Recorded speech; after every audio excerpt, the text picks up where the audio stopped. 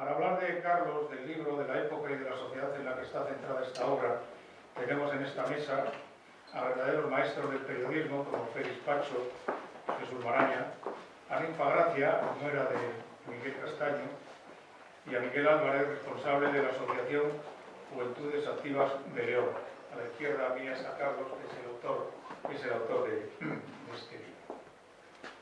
Esto hace que mi intervención se limite casi, pero solo casi, a la presentación de ellos y a darles la bienvenida a esta casa, a ellos y a todos ustedes. Y a ti, Carlos, decirte que tomas posesión de esta casa para lo que gustes y cuando quieras. Yo también, como decía antes, yo también quiero, aunque sea brevemente, decir algo de este importante libro. Carlos ha hecho un inmenso trabajo de documentación para lo que ha contado, entre otras muchas gentes, con la inestimable ayuda, colaboración y aportación gráfica de Ninfa, no era, como decía antes, del protagonista del libro Miguel Castaño. Este joven periodista arranca fuerte en la literatura, nada menos que adentrándose en una época y un personaje muy conocido e importante en su tiempo. Muy conocido y además querido. Me decía Fernando Suárez, que me ha dicho que lo diga públicamente, que quería haber estado aquí hoy porque conoció, su familia era muy amiga de Miguel Castaño y él tenía especialmente en estar aquí para decir que era una persona, León, muy querida por todo el mundo, por toda la sociedad civil.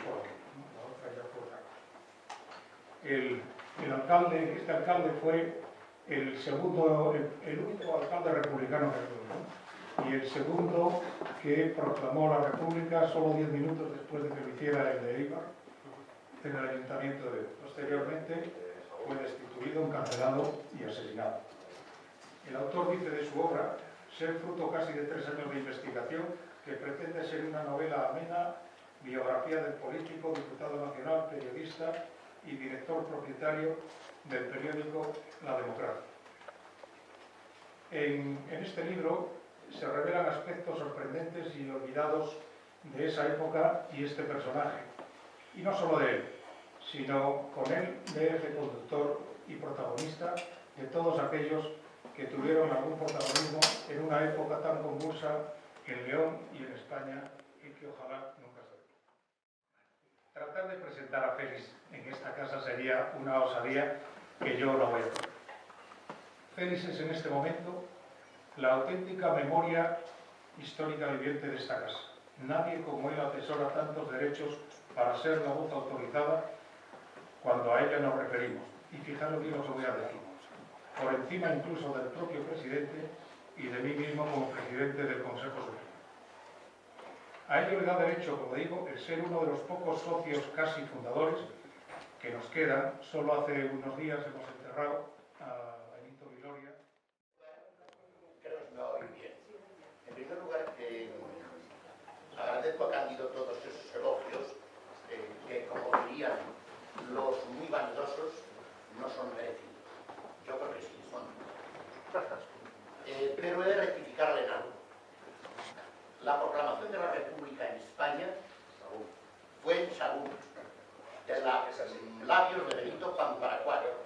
Se disputaban Jaca, Eibar y Sagún la primacía en la proclamación de la República. Y fue Benito Pamparacua quien desde el ayuntamiento, siendo alcalde de la República, siendo alcalde ya, habiendo obtenido ya votos porque habían votado por la mañana y habían hecho los puntos, proclamó la República a instancias de mi abuelo Félix, que era concejal de derechas. Benito era socialista, mi abuelo era concejal de la CEDA y maestro en Sagún. En consecuencia, que quede bien claro ese asunto. Bien, pero estamos hablando de los temas del libro sobre Miguel Castaño. Yo me recibo con enorme alborozo la publicación de este libro, porque además, como le dije una vez a Ninfa Gracia, me releva de una pequeña obligación que yo tenía, de un cargo de conciencia que yo tenía, que era hacer algún ensayo largo sobre Miguel Castaño. Yo he publicado algún libro sobre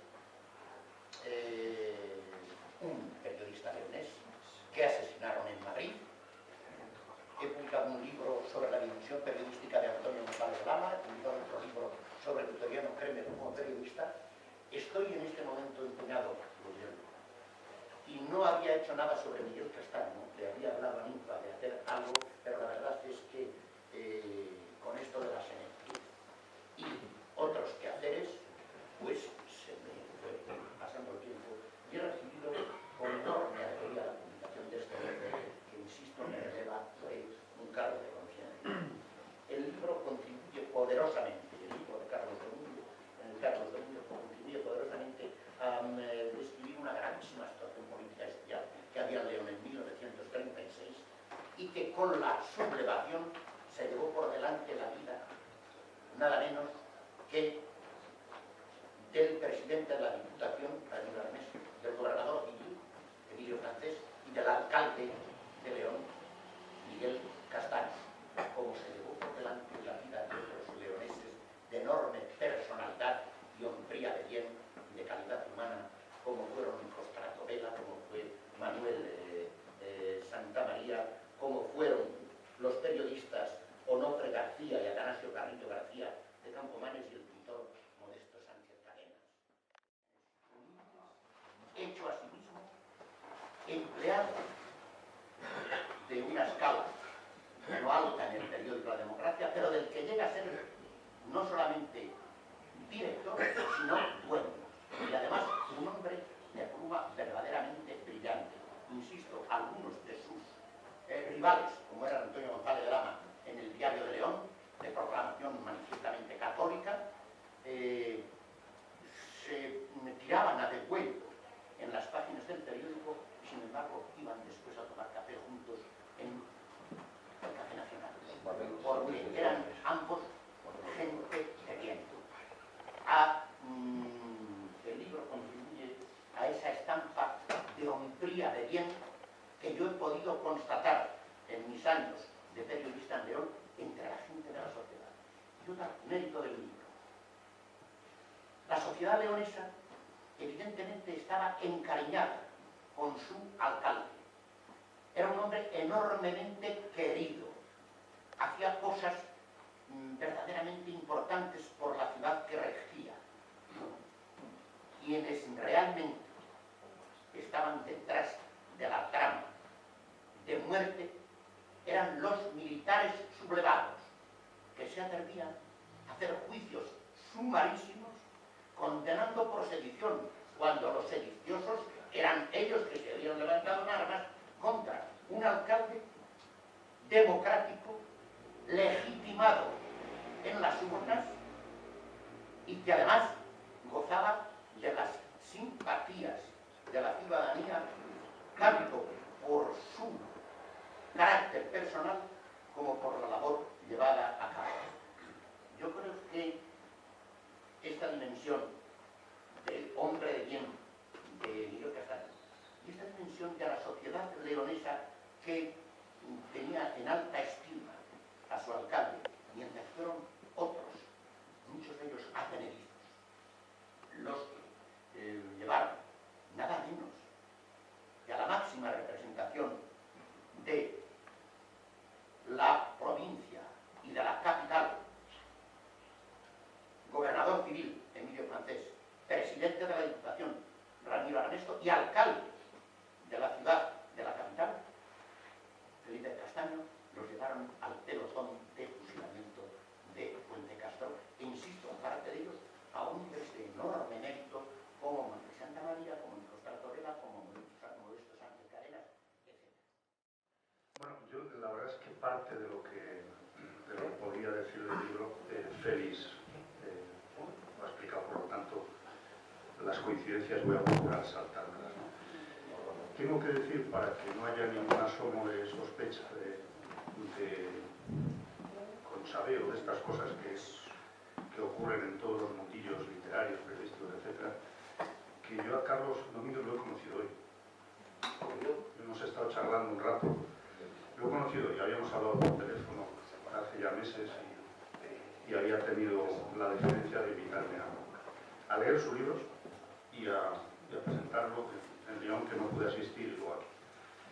Y tengo que decir que yo he disfrutado mucho con este libro en el sentido de descubrir cosas, que es lo que a uno más le importa ya de los libros que se echa a los ojos en la vida que llevamos algunos, pues, en horizontal y muy tarde por las noches, ¿no? Que es cuando uno puede ver algo más allá de lo que es la obligación diaria, ¿no? De manera que todo lo que es descubrir y aprender se valora mucho, y yo por eso valoro mucho el trabajo que ha hecho Carlos, que, como apuntaba Félix, descubre un personaje, varios personajes, pero especialmente el de Miguel Castaño, y para mí descubre sobre todo una fotografía muy exacta y ejemplificadora de lo que fue la sublevación, el golpe de Estado del 36 y lo que vino después, ¿no? Hay partes del libro que yo creo que reflejan con una nitidez y además creo que con calidad literaria pues, el mayor desastre desde el punto de vista humano, democrático, político, etcétera, que se ha vivido en este país, ¿no? Y yo de pequeño, en mi casa, el periódico que llegaba era el Proa. Entonces yo no sabía, por ejemplo, que el Proa fue la continuación por la vía del robo, como se llama, de lo que había construido Miguel Castaño en la parte periodística. Porque también para mí tiene el atractivo Miguel Castaño triple, ¿no? El del político honesto, el político coherente con las ideas que defendía, que se puede discrepar o no, pero que mantuvo una coherencia en sus ideas, una sinceridad, y las defendió. Como periodista, que claro, me interesa esa parte, y esa parte que conlleva además lo que creó, que fue un periódico comprometido. Yo desde hace mucho, la verdad es que bastantes años ya, como sabe también Félix, por ejemplo, yo hace mucho que dejé de creer en eso que nos enseñaban en las facultades del periodismo objetivo, neutral, equidistante. No existe, no ha existido nunca. Y uno cree desde hace muchísimo tiempo en el periodismo honesto, comprometido, sincero, transparente, que siempre tiene detrás un punto de vista, y lo importante es, a mi juicio, eso, es decir, que sea honesto, que no engañe, que no tenga trampas, que distinga los hechos de la valoración de los hechos. No deis a entender ningún sentimiento. Nunca se sabe quién escucha o cómo se transmiten las noticias por las calles, los portales y los oídos. No os dejéis arrastrar por el desánimo. Olvidaros de lo que éramos o poseíamos hasta ahora y construid de la nada una nueva vida y sed, por encima de todo, buenos. Aunque eso no sea garantía de nada, vuestro corazón estará limpio y blanca la conciencia. Esta es la última lección. Os quiero con toda mi alma. Para mí esa carga emotiva, pero sobre todo esa descripción, que es la narración del miedo, que es en lo que se basa toda dictadura. Es no habléis con nadie, no deis a entender ningún sentimiento, nunca se sabe quién escucha, quién puede interpretar otra cosa o delatar. Esa carga de profundidad, de cómo va afectando el miedo en la prisión, primero en San Marcos y luego en Puerta Castilla. Cómo va creciendo y en un momento dado además, por más que incluso por su profesión de periodista va conteniendo la emoción, llega un momento en que explota. Y Miguel Castaño también se desahoga y dice, hasta aquí. Y ahora te voy a contar, y les cuenta en las últimas cartas a su familia, realmente lo que estaba pasando, y el miedo que sentía, y lo que estaba viviendo, y la absoluta impotencia ante todo ese disparate, ¿no? Bueno, para mí hay un pico de interés en el libro que está muy bien narrado.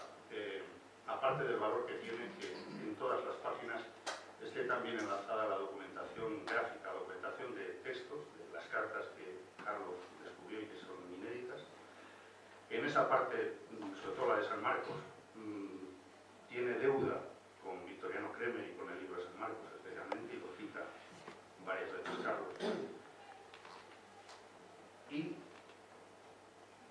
se lo he dicho a Carlos esta tarde, y como también creo que en las presentaciones de los libros, si todos son halagos, parecen falsas, con razón. Yo me he atrevido a hacer una sugerencia.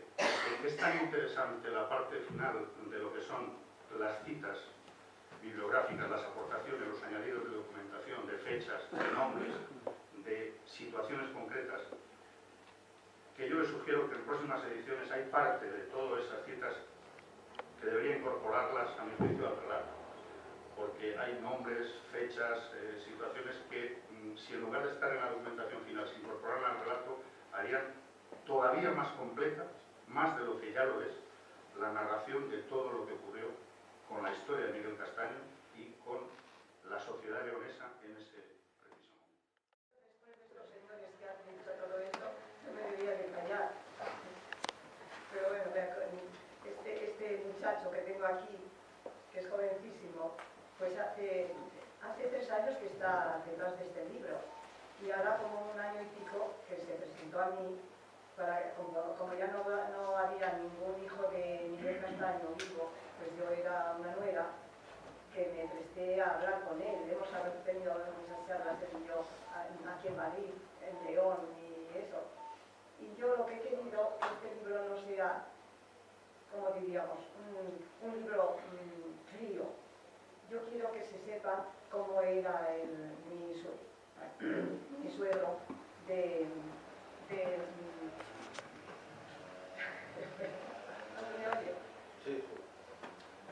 familiar, de eso. Para él la familia era lo más importante. Los 6 hijos que tuvo, estaba orgullosísimo de ellos.